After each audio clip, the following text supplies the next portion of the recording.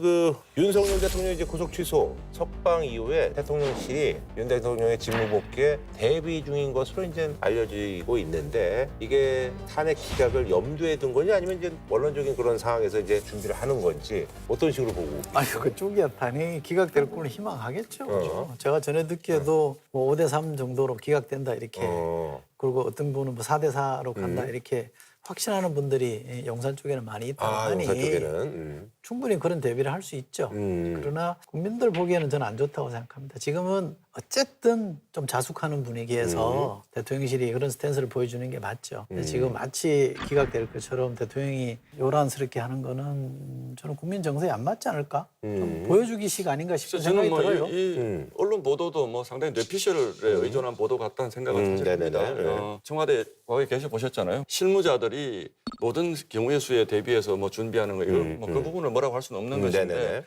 다만 제가 말씀드리고 싶은 거는 대통령이 석방되고 나서 뭐 관저에서 뭐 대단히 요란스럽게 관저 정치를 할 것이다라는 전망이 굉장히 많았잖아요. 근데 지금 용산 대통령실의 분위기는 하여튼 차분하게 지켜보자 이런 분위기고 실제로 지난 일주일 동안 저희 당 두 대표 원내대표하고 비대위원장이 지난 주일날 찾아가서 한 30분 차 한 잔 마시고 나온 것 이외에 대통령이 관저에서 뭐 이런저런 것을 준비하고 있다라든지 이런 것들은 없습니다.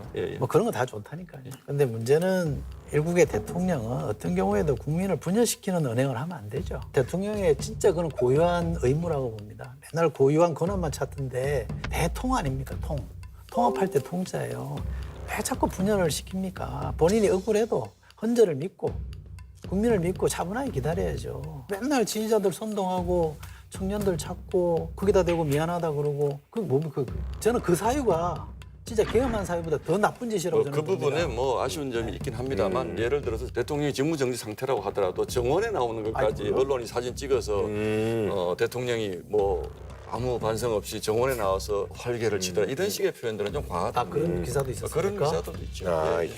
그리고 윤석열 대통령의 석방과 함께 이제 사실 이제 그 조계 대선 얘기가 수면 아래로 쓱 이제 들어간 그런 상황입니다. 그래서 이제 이 와중에 이제 그 신 의원님께서 최근에 사전 투표일을 하루 축소하는 그런 선거법 개정안을 발의하셨는데 요 내용 어떤 의도로 이런 개정안을 냈는지에 대해서 저는 뭐 이게 이제 부정선거와 연결돼 있는 논의라서 좀 부담스럽긴 한데.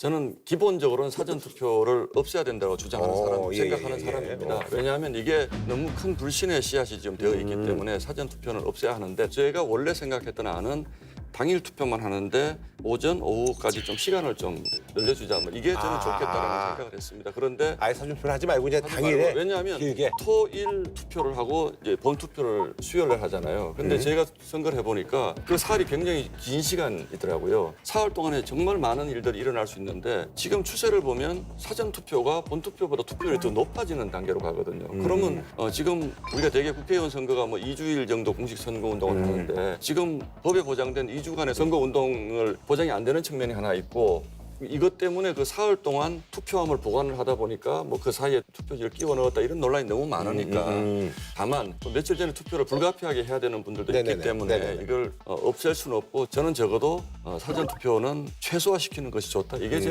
그래서 하루 정도로만 하고. 근데 좀 말씀드리고 싶은데 저는 국회의원 할 때 선거일을 법정 유급 공휴일로 만들자라고 법안도 냈던 사람인데 지금 이제 법정 공휴일은 돼 있어요. 투표는 유권자의 관점에서 봐야 됩니다. 정당이나 후보의 관점이 아니라 국민의 관점에서 보면 이 편의성을 확장시키는 게 제일 중대한 원칙이고요. 전 세계 대부분의 나라에서 사전투표제를 하고 있습니다. 미국은 우편 투표제도 하고 있습니다. 미국은 땅이 너무 넓어서 그런 거죠. 우리나라만 지금 사전투표제 하는 게 아니에요. 그리고 실제로 우리가 사전투표 도입한 게 2012년에 법 통과시켜서 2013년 재보궐 때 시행하고 2014년 전국 지방선거 때 전국적으로 시행을 했거든요. 그 후에 투표율이 조금씩 많이 올랐어요. 전체 투표율이 올랐잖아요. 그러니까 투표가 민주주의 꽃이라는데 투표가 늘어나는 거는 긍정적인 반향이잖아요. 그렇다면 투표 기회를 저는 더 확장하는 게 맞다고 봐요. 근데 투표는 국민의 의무이기도 하거든요.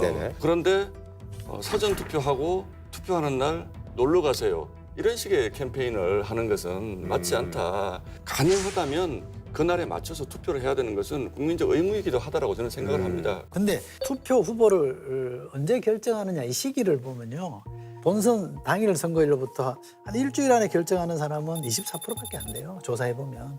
20% 안팎이에요. 그 나머지는 대부분 그 전에 다 결정합니다. 24%가 적은 숫자는 아니 그러니까. 근데 24%도 마지막까지 이 고민하다가 당일날 투표하는 거예요. 그러니까 실제로 사람들 결정하는 것도 70% 넘는 사람이 일주일 전부터 이미 다 결정한다고 하는데 그걸 왜 굳이 기다리라고 하느냐라고 하는 것도 유권자의 관점에서 보면 안 맞는 얘기예요. 그래서 저는 이것만큼은 투표계를 늘려줘야 된다. 최대한 늘려서 많은 사람들이 투표할 수 있게끔 해주는 게 좋다고 저는 생각합니다. 그 부분에 한 말씀만 제가 네네. 참고로 드리면 맞습니다. 참정권이 더 폭넓게 보장되는 것은 맞는데 그러나 우리가 지금 가지고 있는 선거에 대한 불신이 현장에 나가보면 정말 위험한 수위입니다. 그리고 얼마 전 무슨 여론조사 보면 선관위를 못 믿겠다는 국민들이 뭐 거의 절반에 육박합니다. 40몇 %짜리 제가 여론조사도 본 적이 있는데 근데 이제 선관위가 지금 뭐 그러면서도 뭐 감사원 감사도 안 받겠다고 이런 것들이 선관위는 함부로 외부에서 감사해가지고 이래라 저래라 할 수 없다라고 말씀하실 수도 있겠지만 저는 그러나 선관위보다 더 중요한 것은 국민이다. 국민들이 불신하자면 우리가 만들어낼 수 있는 가장 완벽한 형태의 선거 과정의 투명성을 우리가 확보할 수 있는 방법을 생각할 필요가 있다. 그런 지점입니다. 꼭 이 말씀 드리고 싶은데 이게 왜 이렇게 됐냐면 과거에 이런 게 거의 없었어요. 근데 예. 계엄하고 나서 탄핵되고 나서부터 윤 대통령과 그 주변에 있는 사람들 또는 국민의힘에서 자꾸 선거가 뭔가 의심스럽다고 부추기니까 여론이 나빠진 거예요. 저는 그걸 책임감을 느끼셔야 됩니다. 자꾸 왜 헌법기관인 국회의원들이 자기를 그 자리에 가게 만든 선거를 불신하게 만듭니까? 이거는 반체제적인 거예요. 그리고 예. 지금까지도 수없이 많은 선거 부정에 대해서 법원 판정을 받았잖아요. 하나도 안 나왔잖아요. 다 기각됐고 혐의 없다고 끝난 사실 아닙니까? 게다가 지금 선관위 사무총장이나 선관위 주요 보직에 있는 사람들은 윤 대통령 임명한 분들 아닙니까? 그분들조차도 문제 없다고 하는데 왜 자꾸 이거를 자꾸 이거를 전폭시키는 정권의 문제라고 생각하지 않습니다. 누구를 떠나서요. 예. 민주주의에서 선거가 신뢰를 못 받으면요. 나머지 다 부정당합니다. 그러니까요. 굉장한 일을 지금 잘못을 하시는 거예요. 똑같은 얘기입니다. 어쨌든 과거가 어떻게 됐든 과거에 그런 게 없었는데 지금 이런 현상이 생긴 이유가 저희에게 있던 뭐 어디에 있든지 간에 어쨌든 현상이 좀 그렇게 됐으니까 그렇다고 우리 정치권이 손 놓고 있을 수는 없다는 거죠. 어떻게 그냥 두면 그런 말씀 되겠습니까? 안 하면 되죠. 국민의힘 홈페이지 찾아봐서 20대 대선 국민의힘 팩트체크라고 그래서 이거 보세요. 이거.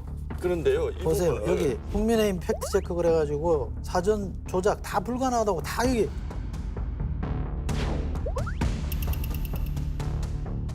저희가 선거 부정이라는 이렇게 것은 얘기했어요. 저희 당의 공식 입장은 이걸 왜 바꿉니까? 선거 부정을 인정하지 않는다는 것입니다. 제가 드리는 말씀은 저희만 이렇게 주장을 하는 것이 아니고 이 정도까지 상황이 왔으면 다음번 선거에서 민주당이 또 비슷하게 되면 이건 우리가 선거 부정으로 졌다라는 이런 논란이 벌어질 가능성이 충분하기 때문에 이 부분을 제도적으로 보완하자는 취지입니다. 아니요, 그건 제도적 보완이 날 거라고 말씀하시면서 투표율을 줄이자는 건 아니 사전 보완이 투표를 아니에요. 사전 투표를 사흘 전에 이틀을 해야 된다는 것이 무슨 지고지순한 가치인 것처럼 그렇게 생각하시는 거는 저도 이해할 수 없습니다. 아니죠. 이틀이든 3일이든 투표계를 늘려야 됩니다. 지금 미국에서 트럼프 정부 들어와서 많은 사람들이 학자들이 뭘 얘기하냐면 투표 억압이라는 개념을 써요. 예를 들면 확인 투표할 때 이 문해력 테스트 같은 거 하고 그거 통과해야 투표하게끔 하는 제도들도 많이 있어요. 지금도 많이 있습니다.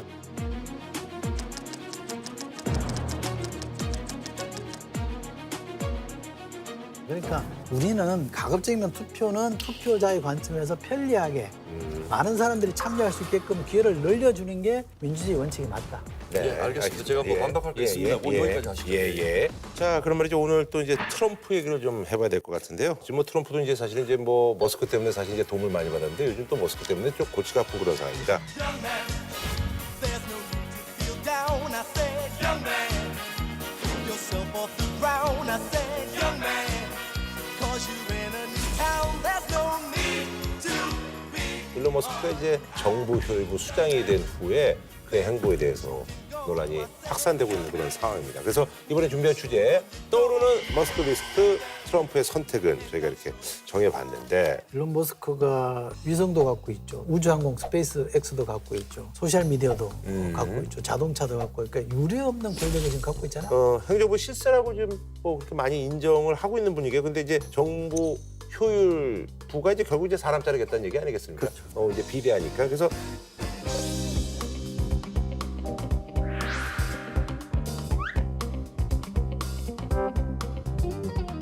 대규모 구조 조정을 시작했는데 그래서 연방 공무원 한 10만 명 정도니까 이게 굉장히 그 높은 비율의 인원이 지금 해고 통보를 받았다고 하네요. 일론 머스크가 그 트위터 지금 네. X를 X, 인수했을 네. 때 구조조정한 거 보면 지금은 뭐 시작도 안 한 겁니다. 75%를 잘랐거든요.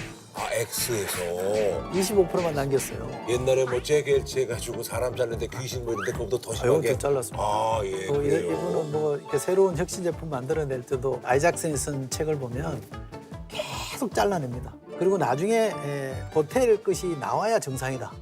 그래야 우리는 충분히 잘라냈다고 생각하는 사람이에요. 일단 자르고 보자구나. 네, 잘라내고 필요하면 붙이면 된다는 생각이니까 정부 구조조정은 시작도 안 한 거라고 볼 수가 있는데 그런데 저는 이 정도를 하는 것은 전 세계에 주는 메시지라고 저는 생각을 합니다.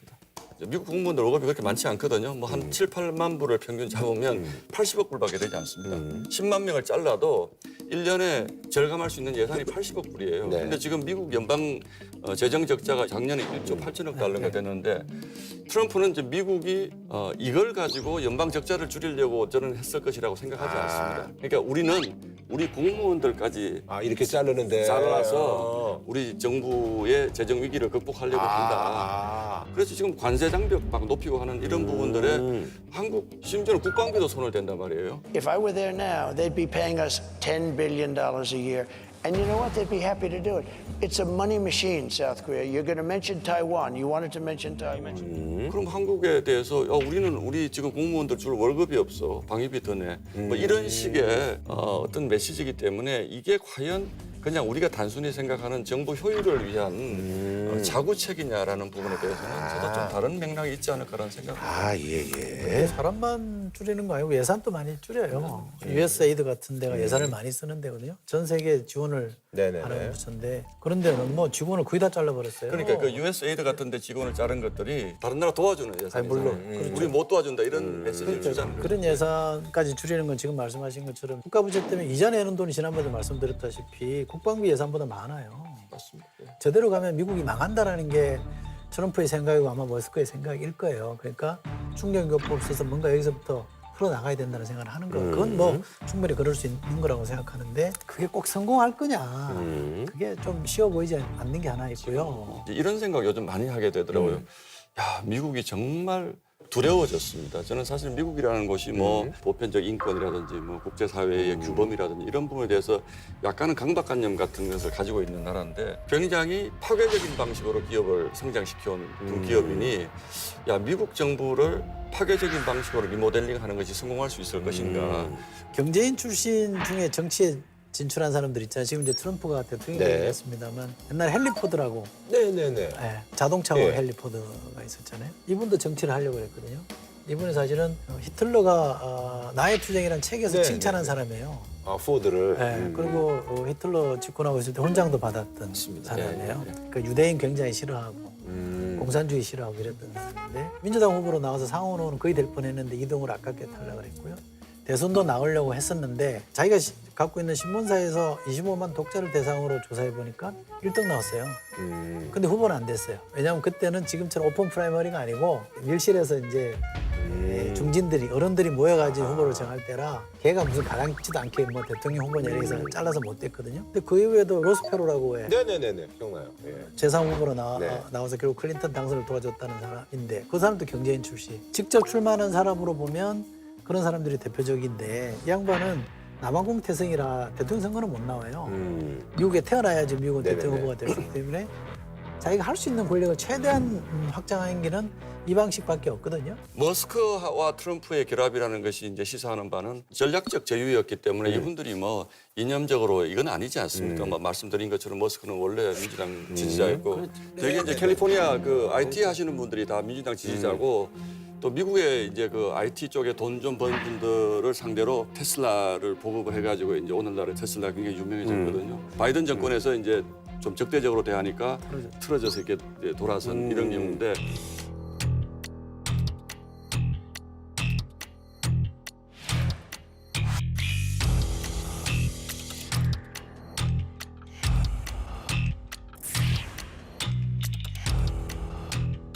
His name is Elon Musk. He saved free speech. He created so many different great things. Where is he? Come on up here, Elon. Fight, fight, fight. Company. 근데 이게 지금 저항이 좀 심해졌어요. 왜냐하면 4년 만에 주가가 역대급으로 지금 하락했잖아요. 몇 프로 떨어져? 15.43% 떨어졌거든요. 10일 기준으로 놓고 네네네. 보면. 그다음에 테슬라 매장이나 차량의 방화, 맞아요. 총질하는 사람들도 나오죠. 예. 그리고 콜로라도의 한 테슬라 매장에 화염병을 던지고 매장 입구에 나치라고 낙서했습니다. 오리건주에서는 테슬라 매장을 향해 반자동 소총을 난사한 남성도 있었습니다. 트럼프 정부의 실세로 알려진 일론 머스크에 대한 반감이 현실 공간에서의 폭력 사태까지 번지는 모습입니다.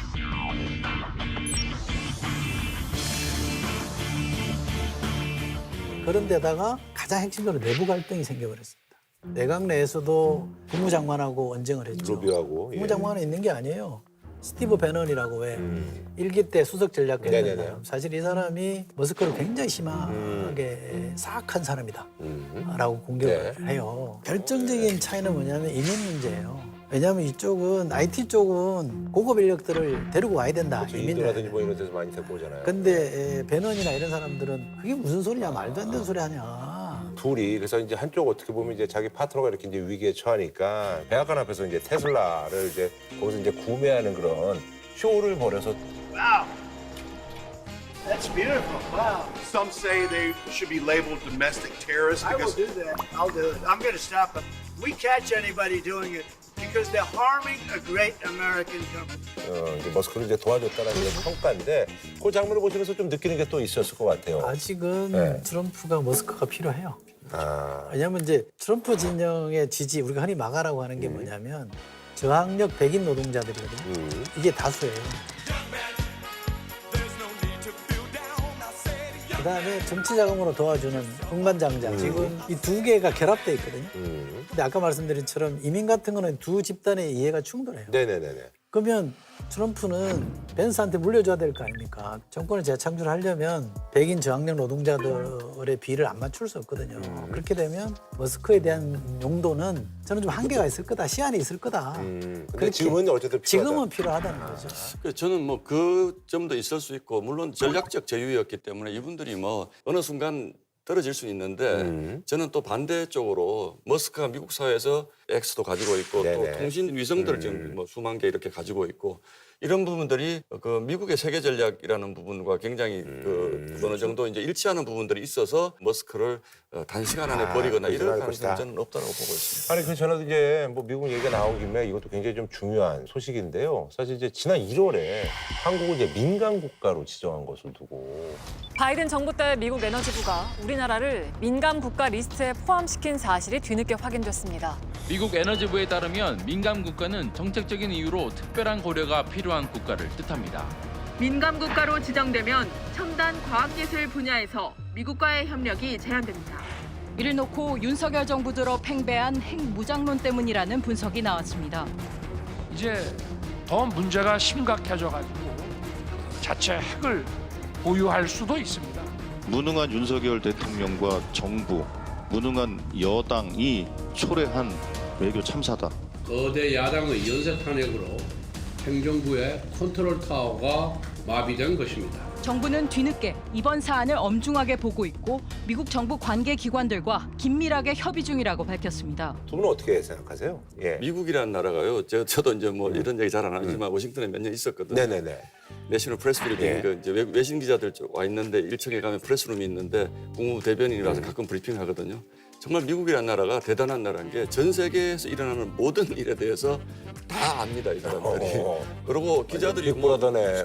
수십 명이 와서 질문을 하는데 네. 다 대답을 하더라고요. 그래서 저는 미국 참 공무원들 대단하다고 생각하는데 저는 이렇게 생각을 합니다. 이 네. 민간 국가라는 게 리스트에 올라갔다고 해서 너무 호들갑 떨 필요가 있느냐. 쉽게 얘기하면 계엄이나 이런 것들 때문에 뭐 한국을 민감하게 보고 있다 이런 주장도 하시고 제가 생각하기에는 이 민간 국가에 올라 있는 나라들이 우리만 있는 것이 아니고 뭐 미국과 굉장히 친한 이스라엘이라든지 타이완, 인도, 파키스탄 다 들어가 있습니다. 제가 보기에는 핵 보유국들이 들어가 있는 걸로 봐서는 지정학적으로 약간 좀 리스크도 있고 뭐 이런 데도 조금 약간은 좀 우리가 앞으로 핵 수출이라든지 이런 거 할 때 미국이 좀 잘 들여다봐야 되는 거 아닌가 이런 생각을 가지고 있는 것 같은 느낌은 드는데 이런 부분들을 우리 정치권이 앞장서서 이거 큰일 났다 이렇게 자꾸 할 필요는 없습니다. 다만 정부에서는 필요는 없다. 정부에서는 이 부분을 면밀히 볼 필요는 있습니다. 근데 저는 그렇게 이렇게 한미동맹을 자랑을 많이 했잖아요. 이 정부 들어서. 지난 정부가 한미동맹을 망쳐놨는데 우리가 지금 다시 회복했다, 정상화시켰다 이랬잖아요. 한미동맹을 그렇게 자랑을 했는데 민간국가의 부류 중에 하나로 들어갔다. 동맹국으로 들어간 건 우리나라밖에 없어요. 거기에 들어가 있는 나라는 예를 들어 뭐 우리나라예요. 캐나다나 일본 이런 나라는 아니다. 그러니까 이런 우리나라가 말씀이시잖아요. 들어가 있어요. 예, 예, 그러니까 예. 이거는 상당히 좀 심각한 사안으로 봐야 되는 것이고 그리고 미국이 민감 국가 리스트에 한국을 포함시킨 건 70년 한미동맹 역사에 역행하는 조치라 그 의미가 더욱 심각합니다. 비상계엄 선포 직전 대한민국이 지난 70년간 쌓아올린 모든 성취를 한꺼번에 무너뜨릴 수 있다는 얘기가 나왔었는데 그 우려가 현실이 된 겁니다. 트럼프 정부의 한국 패싱도 본격화하는 걸로 보입니다. 헤그세스 미국 국방장관이 취임하고 처음으로 인도 태평양 지역을 찾을 예정인데 여기서 우리나라는 빠진 걸로 알려졌습니다. 핵무장에 대한 논의를 주장하시는 분의 문제의식은 공감합니다. 그런데 이 건을 계기로 우리가 냉정해봐야 될 거는 이게 과연 현실화될 수 있는 방안이냐. 막 국민들 상대로 합시다 했는데 정작 그 키를 주고 있는 미국은 너가 자꾸 그러지 마라 라는 지금 사인을 주고 있는 거거든요. 우리가 진정을 해야 돼요. 그리고 민주당 쪽에도 핵 잠재력 준비하자는 쪽으로 지금 논의를 좀 틀고 있던데 그거조차도 지금 용납이 안 될 것 같거든요. 그러니까 미국이랑 원자력 문제든 핵 문제는 조용히 협상을 통해서 풀어야지 국민을 보란 듯이 엎어놓듯이 우리도 합시다 이렇게 얘기하는 거는 백해무익하다. 저도 100% 이 의견에 그 점은 좀 동의합니다. 우리가 이제 이번에 뭐 인정해. 계엄 때문에 전국이불 해서 이런 건 아니고 저는 그런 건 아니라고 보고요. 저는 이제 의견이 있으신 게 이제 핵 관련해서 이제 우리 그걸 어떤 거라고 스탠스가 저는 이제 봐요. 저도 뭐 바뀌는 그거일 가능성이 외교 정책상의 문제는 아니다. 연구소 보안 관련 문제다. 이렇게 심각한 문제는 아니란 식으로 정부가 해명했는데 그래서 오늘 그 보안 문제라는 게 뭐냐고 물었더니 그건 또 모른다는 입장입니다. 미국과의 견고한 동맹 관계를 강조해왔지만 정작 가장 필요한 설명조차 듣지 못하면서 대미 외교의 무능함을 드러냈다는 지적이